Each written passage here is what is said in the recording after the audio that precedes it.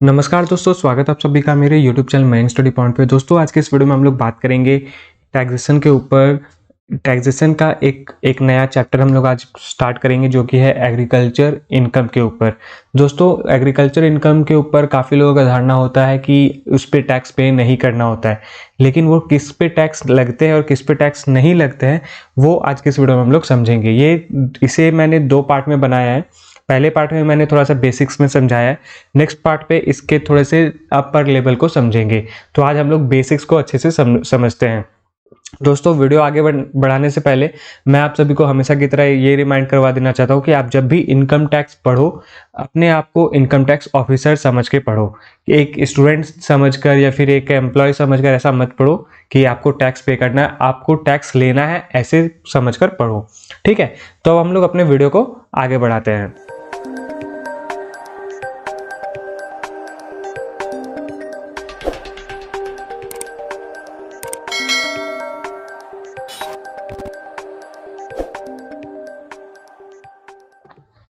तो दोस्तों शुरू करते हैं एग्रीकल्चरल इनकम।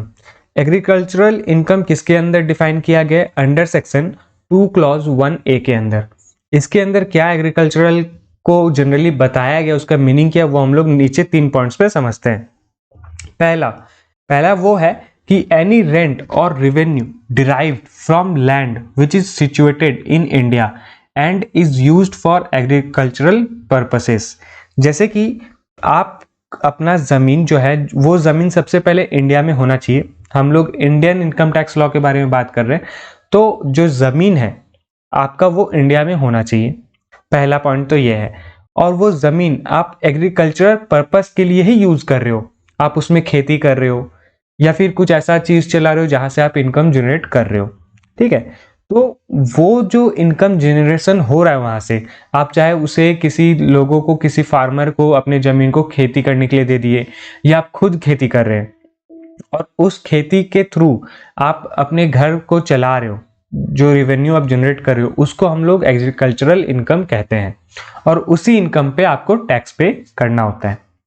फिर any income derived from such land bye agriculture operations including processing or agricultural produces so as to render it fit for the market or sale of each produce। दूसरा point क्या है? ऐसा जो income है जो आप अपने एग्रीकल्चरल ऑपरेशन के लिए उस जगह पे कर रहे हो। सपोज करते हैं कि आपका जो जमीन है वहां पे अपने धान का खेती किया है, यानी कि चावल का खेती।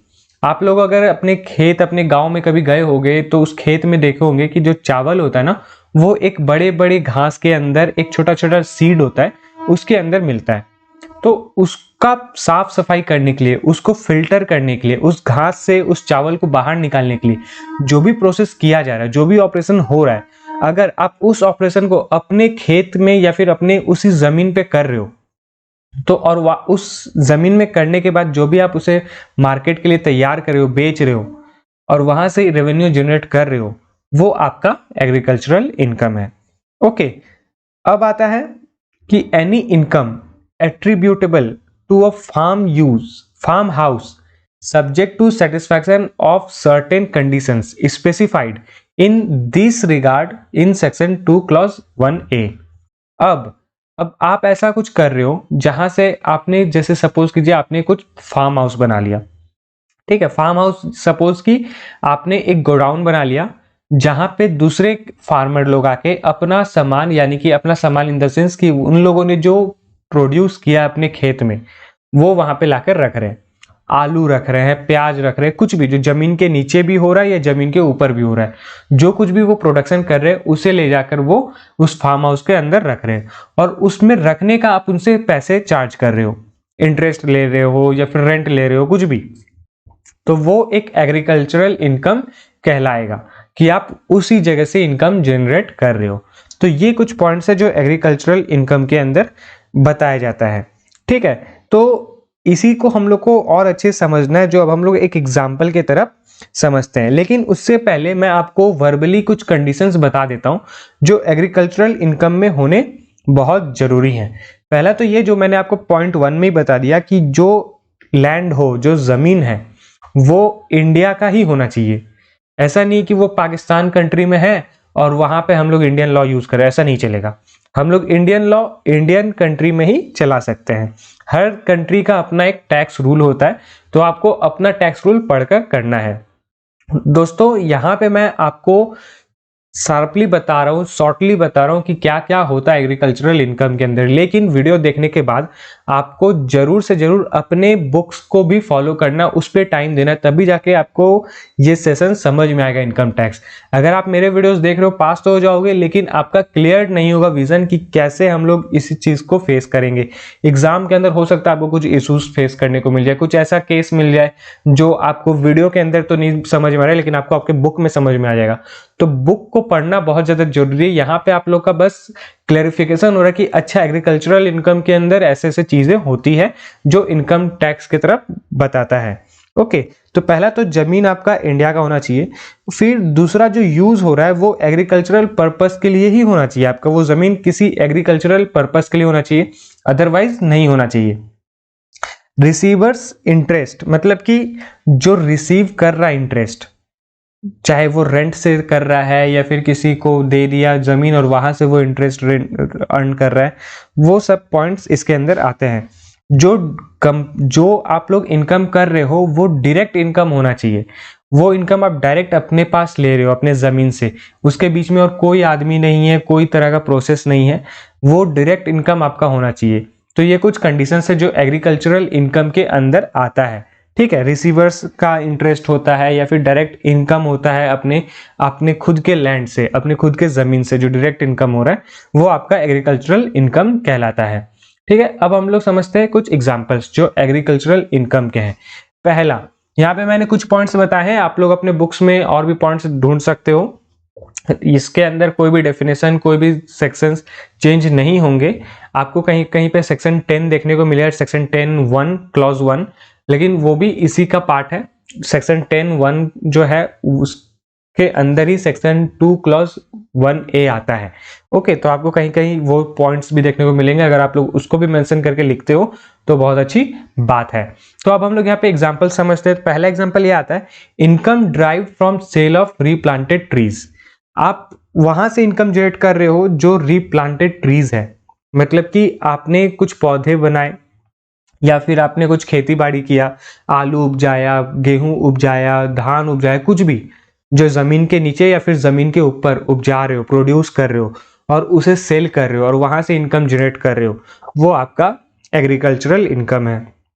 Income from sale of seeds, आप कुछ बीज बेच रहे हो, आपने जो प्रोडक्शन किया है या फिर प्रोडक्शन करने के लिए आप जो सीड्स है उनको बेच रहे हो, तो वो एग्रीकल्चरल इनकम है। Rent received from agricultural land, आपने रेंट रिसीव किया, आपने किसी फार्मर को दे दिया, किसान को, कि चलो ठीक है मेरा जमीन में मैं कुछ नहीं कर रहा हूं, तुम काम करो और उसमें जो भी रेवेन्यू हो रहा है तुम्हारा, उसका कुछ रेंट या फिर कुछ उसका इंटरेस्ट मुझे दे दो। लेकिन वो काम जो होना चाहिए वो एग्रीकल्चर पर्पस के लिए ही होना चाहिए, ठीक है, अदरवाइज नहीं चलेगा। फिर income from growing flowers and creepers, जो इनकम आप कर रहे हो वो फ्लावर से होना चाहिए या फिर क्रीपर से हो रहा है, जो आप जिसमें आपका मेहनत लग रहा है। याद रखिए, जिस चीज में आपको मेहनत लगानी पड़ रही है इनकम जनरेट करने के लिए, वही चीज हो जाता है एग्रीकल्चरल इनकम। ठीक है, आपने पौधा लगाया, वो पौधा लगाने में आपको जो मेहनत लगा, आप बाजार गए, खरीद के लेकर आए सीड्स और उसके बाद फिर उसे उपजाया, बोया, वहां से फिर जो भी प्रोसेस हुआ और फिर जाके आप मार्केट में बेच रहे हो, तो वो जो प्रोसेस चल रहा है उसमें जो आपकी मेहनत लग रही है उसको हम लोग एग्रीकल्चरल इनकम कहते हैं। तो आपको ऐसे एक एग्रीकल्चरल इनकम आपको बताए जाएंगे जहां से आपको डायरेक्टली इनकम जनरेट हो रहा है। अगर वो प्रोड्यूस ऑटोमेटिक हो रहा है जैसे कि बैम्बूज ट्रीज, तो ये सारी चीजें एग्रीकल्चरल इनकम के अंदर नहीं आएंगी। ठीक है, तो जो भी आप फ्लावर लगा रहे हो या फिर क्रीपर्स लगा रहे हो और वहां से आप उसे बेचकर कुछ इनकम जनरेट कर रहे हो, तो वो एग्रीकल्चरल इनकम है। फिर profit received from a partner from a firm engaged in agricultural produced और एक्टिविटीज, आपको कुछ प्रॉफिट मिला आपके पार्टनर से जो फर्म आपका एग्रीकल्चरल प्रोड्यूस एक्टिविटीज से रिलेटेड था, मिलता जुलता था या फिर मिल रहा था, वहां से आपको इनकम कुछ प्रॉफिट रिसीव हुआ, तो वो एग्रीकल्चरल इनकम कहलाएगा। ठीक है। Interest on capital that a partner from a firm engaged in agricultural operations received. आपको किसी कैपिटल का इंटरेस्ट मिला, आपने कहीं पे पैसा लगाया अपने पार्टनर के साथ किसी एक एग्रीकल्चरल ऑपरेशंस के लिए, और उसका इंटरेस्ट आपको मिला उसके फर्म से, तो वो भी एक एग्रीकल्चरल इनकम कहलाएगा। ठीक है, तो ये कुछ एग्जांपल्स थे जो आपको समझ में आया होगा एग्रीकल्चरल इनकम के बारे में। अब बात करते हैं जो नॉन एग्रीकल्चरल इनकम है। अब उसके कुछ एग्जांपल्स क्या क्या है कि हर चीज जो एग्रीकल्चरल है तो उसका नॉन एग्रीकल्चरल भी होगा, कि हम लोग उसे उसके अंदर इंक्लूड नहीं करेंगे एग्रीकल्चरल इनकम के अंदर। कौन कौन से एग्जांपल्स है? Income from poultry farm. आप अगर अपने जमीन में कुछ पोल्ट्री फार्म खोल लेते हो, मुर्गी पालन, गाय पालन, बकरी पालन या कुछ भी पोल्ट्री फार्म कर रहे हो, पैसे नहीं मिलने वाले, वो मतलब पैसे तो मिलेंगे, बेसिकली वो एग्रीकल्चरल इनकम के अंदर नहीं आएगा। इनकम फ्रॉम बी हीविंग, यानी कि मधुमक्खी का खेती, मधु का खेती अगर आप कर रहे हो तो वो एग्रीकल्चरल इनकम के अंदर इंक्लूड नहीं होगा। Any dividend that an organization pay from its agricultural income, कोई डिविडेंड आपको मिल रहा है जो आपका ऑर्गेनाइजेशन के थ्रू आपको मिल रहा है एग्रीकल्चरल इनकम के लिए, वो आपका एग्रीकल्चरल इनकम नहीं कहलाएगा। Income from the sale of spontaneously grown trees, जैसे कि मैंने अभी आपके लिए बात किया बैम्बूज ट्री का। बैम्बूज ट्री जो है वो ऑटोमेटिक होता है, आपको कहीं लगाना नहीं पड़ता, आपको कहीं से सीड खरीदना नहीं पड़ता। हालांकि जो ऐसा हम लोग कह सकते हैं जिसमें आपको मेहनत नहीं लग रही है, जिस चीज को करने के लिए आपको मेहनत नहीं लग रही है और वहां से आप इनकम जनरेट कर रहे हो, तो वो नॉन एग्रीकल्चरल इनकम कहलाता है। ठीक है, तो बैम्बूज ट्री का एक सबसे अच्छा एग्जाम्पल है। या फिर ग्रास का हम लोग एग्जाम्पल ले सकते हैं, जो नॉर्मल ग्रास होता है उसको आप लोग जाके बेच रहे हो गाय के चारे के लिए या फिर बकरी के चारे के लिए, उसे आप बेच रहे हो, जो कि जिसके लिए आपने कुछ भी मेहनत नहीं किया है, बस गए और निकाला और बेच दिया, तो उसको हम लोग एग्रीकल्चरल इनकम में नहीं कहेंगे। ठीक है, फिर आता है इनकम फ्रॉम डेयरी फार्म। आपने गाय का तबेला लगाया, वहां से आप लोग पैसा बना रहे हो, लेकिन आप कह रहे हो कि वो तो मेरा जमीन का ही है, तो लेकिन नहीं, वो चीज नहीं चलेगा। वो आप किसी और चीज के थ्रू पैसे बना रहे हो, मतलब कि आप गाय के थ्रू पैसे बना रहे हो, तो वो एग्रीकल्चरल फार्म जो है वो एग्रीकल्चरल इनकम के अंदर नहीं आएगा, dairy farm. Income from salt produced after the land has flooded with the sea water. आप इनकम प्रोड्यूस कर रहे हो कि सॉल्ट आपने अपने जमीन से बनाया, जो सॉल्ट समुद्र का पानी से आया है। हम लोग सभी जानते हैं कि समुद्र का पानी नमकीन होता है, और वो फ्लूड आने के कारण आपका जमीन जो है वो नमकीन हो गया, और उस नमकीनपन के वजह से आप वहां से नमक छान छान के फिल्टर करके निकाल रहे हो, तो वो भी एग्रीकल्चरल इनकम के अंदर नहीं आएगा। Okay, purchase to stand crop. आप कुछ स्टैंडिंग क्रॉप जो है वो परचेज कर रहे हो। स्टैंडिंग क्रॉप क्या हो जाता है? अपने खेती के लिए कुछ भी आपने लगा दिया, कुछ धान खरीद लिया, यानी कि मतलब कि सपोज कीजिए कि आपने कहीं पे खेती किया है और खेती करने के बाद जो भी क्रॉप्स बचे हैं उसको आपने खरीद लिया, तो वो नॉन एग्रीकल्चरल इनकम के अंदर आएगा। ठीक है, रॉयल्टी इनकम फ्रॉम माइंस। आपने कुछ माइन लगा दिया अपने जमीन में, चाहे वो पानी खेत में पहुंचाने का माइन है, या फिर कोयला निकालने का, या फिर हीरा निकालने का, या बालू निकालने का, कुछ भी आपने माइन का इस्तेमाल किया और वहां से आप लोग इनकम जनरेट कर रहे हो, ईंट बनाने का, जो कुछ भी कर रहे हो, वो आपका नॉन एग्रीकल्चरल इनकम के अंदर आएगा, वो एग्रीकल्चरल इनकम नहीं है। इनकम फ्रॉम बटर एंड चीज मेकिंग। आप जो भी बना रहे हो, चीज हो या बटर हो, आप अपने खेत में ही बना रहे हो, डेयरी फार्म से ही निकाल के दूध निकाल के बना रहे हो, लेकिन वो आपका एग्रीकल्चरल इनकम के अंदर नहीं आएगा। Receipts from TV serial shooting in farm house. आपने जो फार्म हाउस बनाया, आपको वहां से जो इनकम हुआ वो इनकम हुआ है कुछ टीवी सीरियल का शूटिंग से, या फिर कोई जो खेत जो फार्मर्स आते हैं, आपने जो फार्म हाउस बनाया उसमें फार्मर ने अपना ट्रैक्टर रख दिया या अपना प्रॉपर्टी रख दिया, प्रॉपर्टी यानी कि हल रख दिया, कुछ भी जो एसेसरीज उनको अपने खेत में लगाने के लिए लगेंगी, उनको रख दिया और उनके बदले आप उनसे कुछ पैसे ले रहे हो, कुछ पैसे अर्न कर रहे हो, तो वो एग्रीकल्चरल इनकम के अंदर नहीं आएंगे, वो नॉन एग्रीकल्चरल इनकम ही कहलाएंगे। ठीक है, ये कुछ एग्जांपल्स थे जो नॉन एग्रीकल्चरल इनकम थे, और इसके अलावा जो भी पॉइंट्स हैं वो एग्रीकल्चरल इनकम कहलाते हैं। आप लोग अपना बुक को जरूर फॉलो कीजिए, उसमें हो सकता है और भी आपको कुछ पॉइंट्स मिल जाए जो नॉन एग्रीकल्चरल इनकम है। याद रखिए, मैंने आपको हमेशा बार बार यही बताया है कि जिस चीज को करने में आपकी मेहनत लग रही है, लगन लग रहा है, टाइम लग रहा है, वो एग्रीकल्चरल इनकम होगा। और जिस चीज को करने में आपको कोई भी मेहनत, कोई भी टाइम, कुछ भी नहीं लग रहा है, वो नॉन एग्रीकल्चरल इनकम होगा। ओके, ये कुछ एग्जांपल्स थे। अब बात करते हैं कैलकुलेट इसे कैसे करें, एग्रीकल्चरल इनकम जो होता है उसको कैलकुलेट कैसे करते हैं। जो भी, जैसे कि काफी लोग आपके पास सवाल आएगा कि वहां पे क्वेश्चन है कि इसने जो है इतना रेवेन्यू जनरेट किया है, 10 लाख रुपए जनरेट किया है, तो वो क्या आपका एग्रीकल्चरल इनकम है? नहीं है। आपका एग्रीकल्चरल इनकम वो होगा जो रेवेन्यू जनरेट हुआ है, उसमें आप फिर जो अपने चार्जेस लेस करोगे, चाहे वो प्रॉपर्टी का हो, चाहे वो इलेक्ट्रिसिटी का हो, चाहे वो सीड खरीदने का हो, चाहे वो फर्टिलाइजर का हो, कुछ भी XYZ चीजें जो भी लग रही हैं उन रेवेन्यू को जनरेट करने के लिए, पहले जो चीजें लगी है उन चीजों को लेस करने के बाद जो भी आपका बचता है वो आपका इनकम होता है। जैसे कि हम लोग प्रॉफिट हम लोग कैलकुलेट करते हैं, सेल्स डिवाइडेड बाय ये सेल्स माइनस रेवेन्यू, ठीक है, जो हम लोग का निकलता है प्रॉफिट। तो यही चीज होता है इसके अंदर कि इनकम जनरेट करने के लिए, इनकम का बारे में पता करने के लिए हम लोग कैसे कैलकुलेट करेंगे। ये एक छोटा सा कैलकुलेशन है। आप लोग MBA BBA कर रहे हो तो आप लोग ऐसे फॉर्मेट बना सकते हो जहां पे आप लोग cell proceed from agriculture produce लिखा हुआ या फिर रेवेन्यू जनरेटेड लिखा हुआ है। लेकिन आप लोग CA CMA कर रहे हो या फिर उससे भी ऊपर अगर कुछ कर रहे हो तो उन लोग का एक अलग फॉर्मेट होता है। आप लोग अपने फॉर्मेट को फॉलो कीजिएगा। यहाँ पे मैं एक एग्जाम्पल फॉर्मेट दिया हूँ, आप लोग इस फॉर्मेट को देखकर समझ सकते हो कि ऐसे से हम लोग कैलकुलेट कर सकते हैं। तो जैसे कि आपको क्वेश्चन में दिया रेवेन्यू जनरेटेड इतना, अब उसके अंदर कुछ चार्जेस दिए हुए हैं, डेप्रिसिएशन दिए हुए, कॉस्ट दिए हुए, तो उन सभी को आपको लेस करना है। ये बेसिक है, हम लोग नेक्स्ट वीडियो में थोड़ा सा एडवांस समझेंगे क्या होता है, जिसमें हम लोग पार्शियल इंटीग्रेशन के बारे में भी जानेंगे। तो उसे हम लोग इस तरीके से कैलकुलेट करेंगे।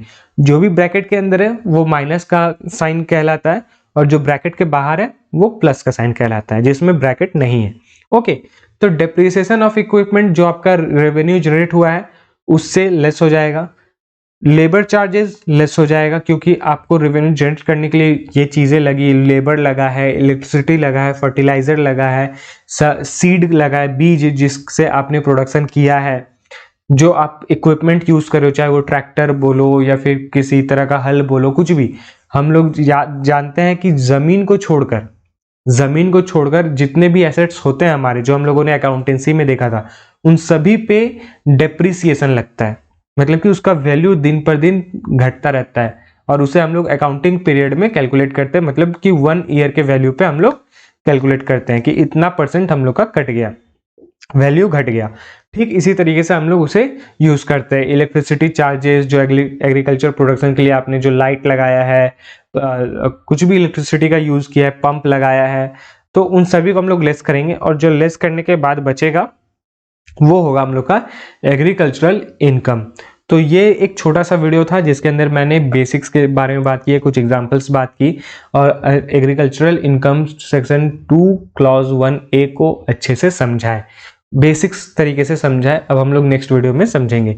तो दोस्तों, अगर आपको मेरी वीडियो पसंद आई हो तो वीडियो को प्लीज लाइक कीजिए, चैनल पे न्यू हो तो चैनल को सब्सक्राइब कीजिए। ये आपके लिए एक छोटा सा स्टेप लगता है, लेकिन इसका इम्पैक्ट हमारे चैनल पे बहुत बड़ा होता है। तो प्लीज चैनल को सब्सक्राइब कीजिए, और ज्यादा से ज्यादा अपने दोस्तों तक, अपने उन स्टूडेंट्स तक शेयर कीजिए जिनको इस वीडियो की या फिर इनसे रिलेटेड और भी वीडियोस की जरूरत है। धन्यवाद।